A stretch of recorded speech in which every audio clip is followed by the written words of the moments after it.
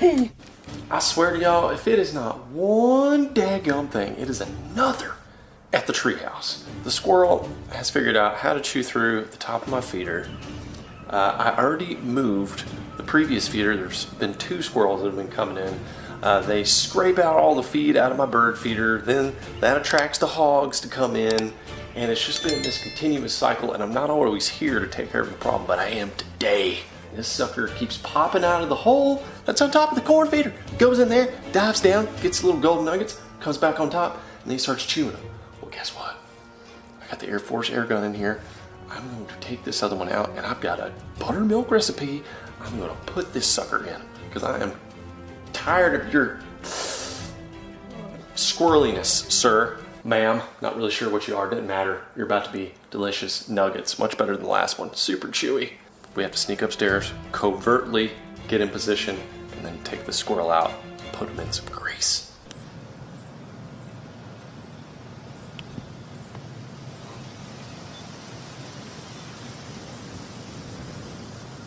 My shooting lanes directly at the feeder are pretty obstructed at the top level right now. There's a lot of trees in the way. The foliage has come through strong. We've also got this front that's coming in, and I'm hoping that's gonna get the squirrel back. I already went out there and I had to put a new lid on top of this thing. So let me show you what this squirrel did to the old lid. So that is what a squirrel will do to a plastic lid if it wants to get inside a corn feeder bad enough. They can also do this to your house, and they have in some areas of the treehouse. These guys, some may think that they are just cute, cuddly little animals. Well, what if they did that to your face? They're not only a nuisance, they can be a home hazard. Also, we have a wasp issue right here. We're about to just take the old wasp shot and get that guy. Actually, you know what, it is a risky move, but I found to be pretty effective. You just take that billiard hat and you just smoke it. See if I can do this with one hand and hopefully not get stung. Man, it's a tight quarter. Oh man, I missed. Oh man, I missed again. Oh shoot, I can't get in there. Oh yeah, gotcha, boy. It's the next day right now, y'all. We had thunderstorms come in. It got super nasty. All the animals went and hid. But right now, guess who's back?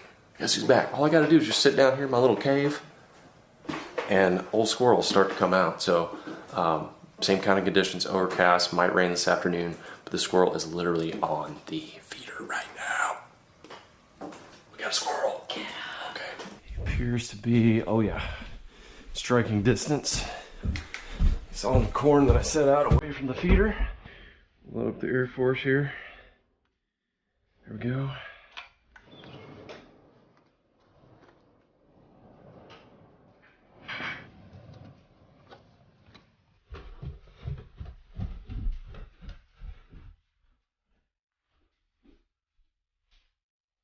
Oh, he's on top of the feeder. He's on top of the other feeder. Let's see if I can sneak out here very carefully.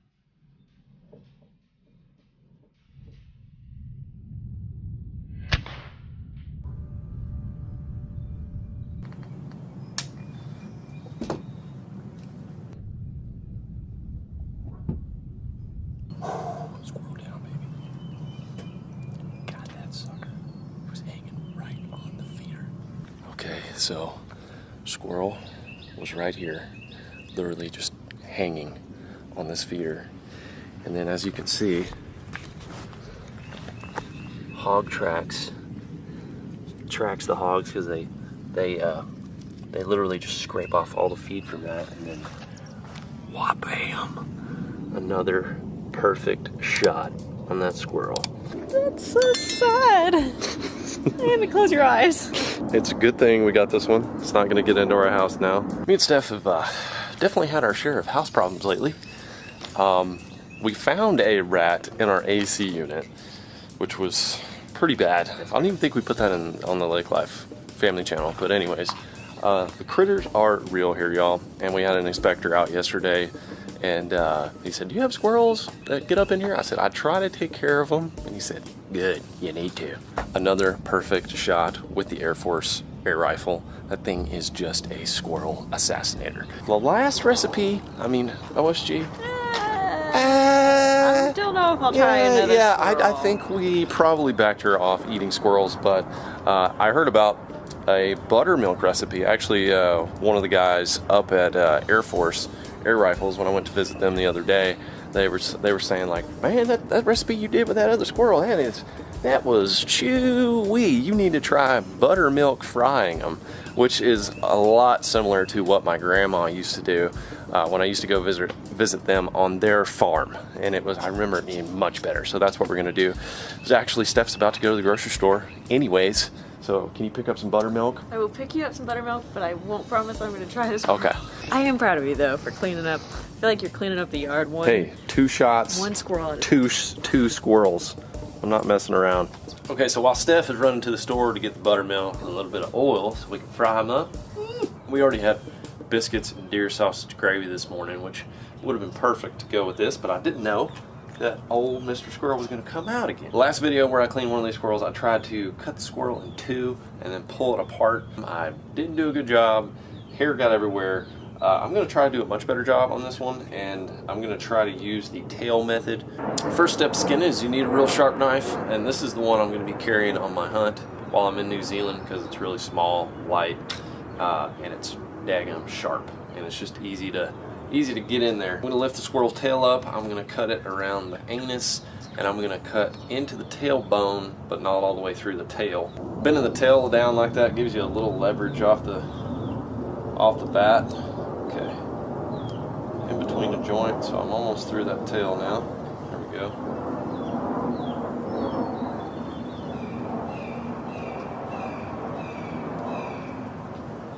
Made that first part of the cut. Tail is disconnected as far as the bone goes, and now this method you should be able to hold the feet, and you need a lot of leverage and pull upward. I just pulled a bunch of hair off the tail. It's basically what happened there. Okay, it is somewhat working here. Not as clean as I'd like it to be, but it's working. Okay, there we go. So, from pulling from the tail up, from here, I can still pull up. I can pull on those back legs. And I can just use my fingers to get those little arms out. You just pull with your index finger right there, and then you can expose those little joints and just cut through those. And then we'll just grab them right here. And we'll pull on the opposite side. Wow, okay, this is much, much easier this way. There we go. So I have hair all over it. Screwed up that part, but the skin's exposed. All I gotta do is cut the joints right here and then spray off the hair, and we're good. Quite honestly, the last time I did this probably took me like 45 minutes. This method right here is taking like 5. So I'm just gonna take my knife, cut right here at the joint, cut right here at the joint here. Okay, that's done. Like all the hair, there's a little bit of hair, but not nearly as much mess.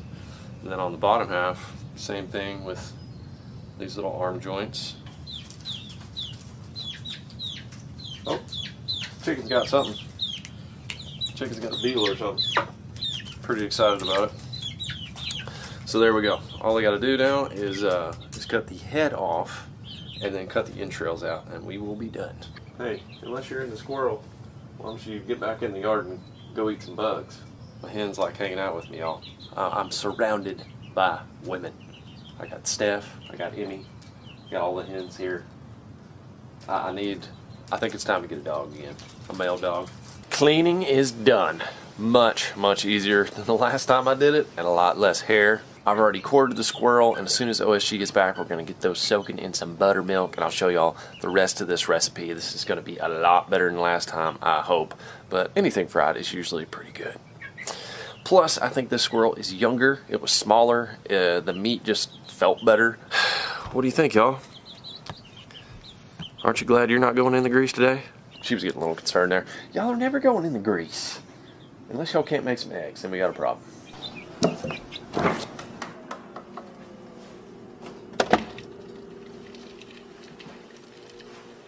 Okay, so after cleaning and quartering the squirrel, I put it in some salted ice water inside of a bowl, and then I put it inside the refrigerator for a few hours. Now that Steph brought home the buttermilk, I'm going to drain this water out. I'm going to actually pad these dry, and then I'm going to replace the salted ice water with buttermilk and let them soak in that till dinner time. This is also one last opportunity to get any and all hairs off the meat, so OSG won't freak out.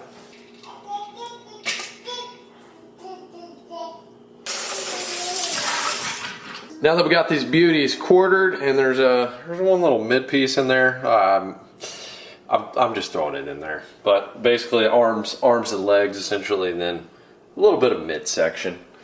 We're using some low-fat cultured, but how come we didn't get the high-fat, Mom? Because they didn't sell it.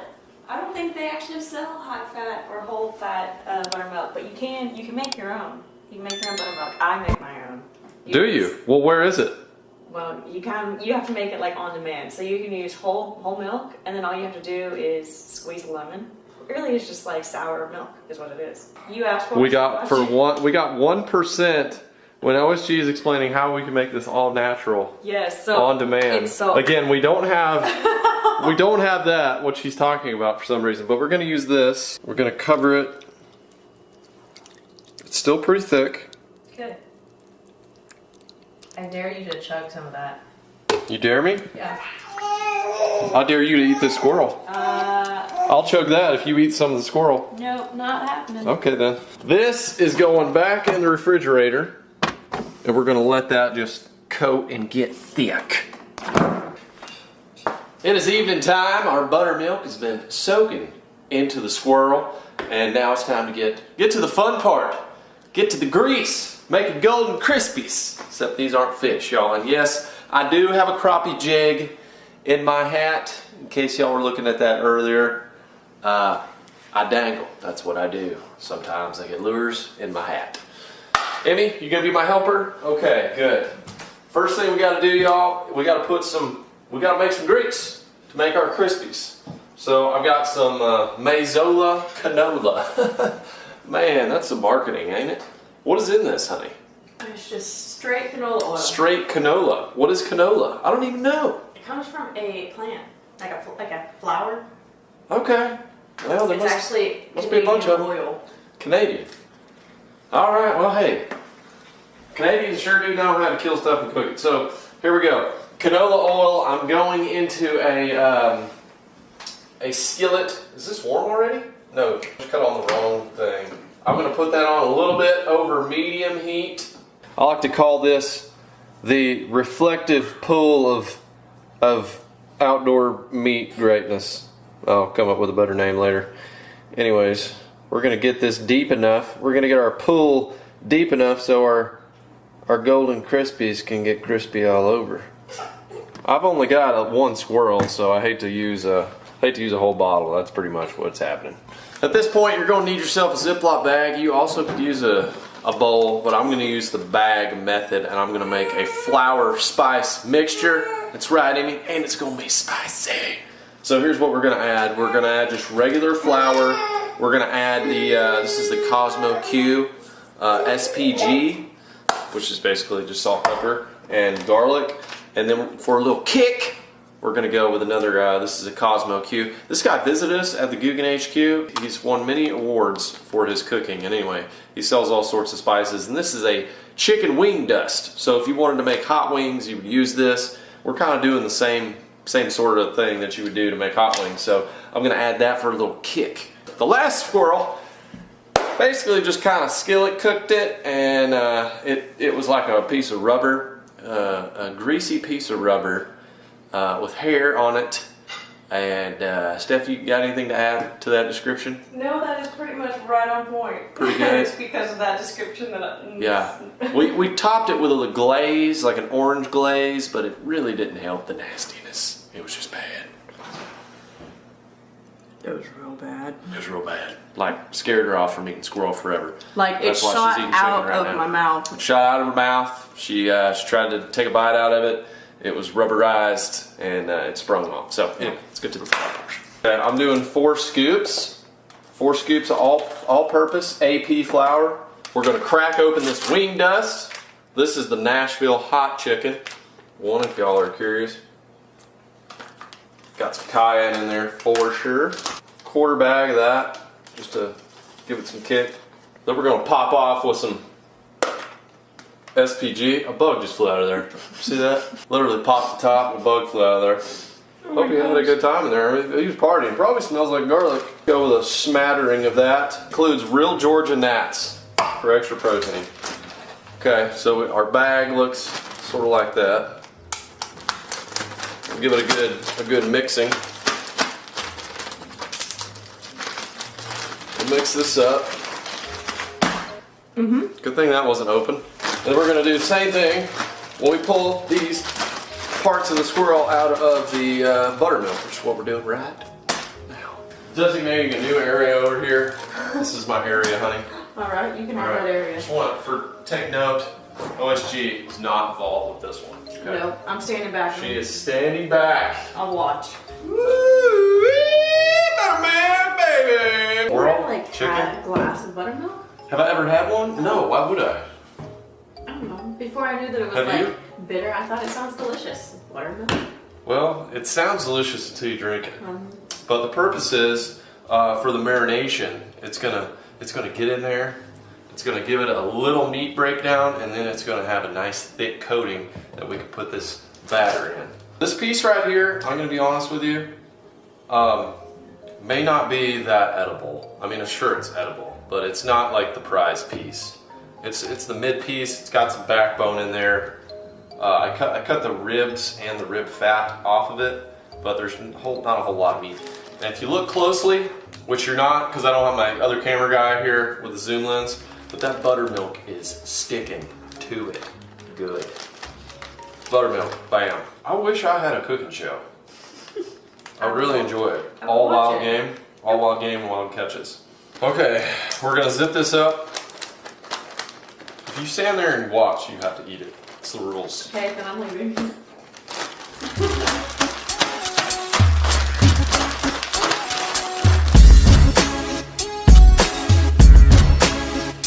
Shake it up, shake it up. Ooh, that is fun to do. Let's go over here to the grease. I'm going to show you the coating that's on here now, and we're going to drop them in the hotness. There's an age-old question out there. How do you know when your grease is hot? Because it doesn't boil like water. It's not as... I was just going to make up the word vigoral. That's not a word. I don't know where I got that. What you do is you take some flour. Oh, the sizzle. The sizzle is there. Okay, it's ready. It's ready! Breaded so nicely. Let's just pull out an arm here. The coating is awesome. Thank you, Buttermilk. Now let's get some sizzle. Woo! Son! This is gonna have a good color to it too. Big middle piece in there. Yeah, baby. Little dangle there. Before I drop it in the hot stuff. There we go. These are not totally suspended in the grease. Just want to point out. But I'm going to wait until they start to float up a little bit. Flip them. And as soon as they're floating on their own, they should be totally done.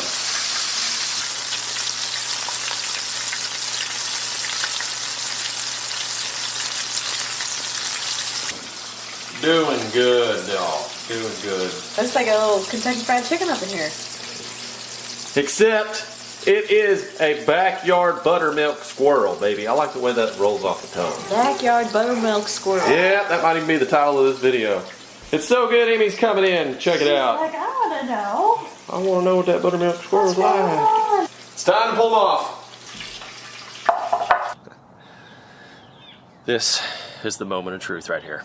Backyard buttermilk squirrel. Earlier this morning, this critter was tearing up my bird feeder. Now, it's on a plate, about to go into my mouth. Normally, I would pair this with a frosty adult beverage of my choosing, but I have laid off drinking for about a month and a half now. I'm trying to purification. How do you say that? I'm trying to purify myself in every way possible before I head to New Zealand. So now we will enjoy without the beer. I'm very impressed with the coating. I can see a couple of hairs in there, but with all this this great flavor, I don't think it's going to be a problem. Hopefully this isn't still super hot.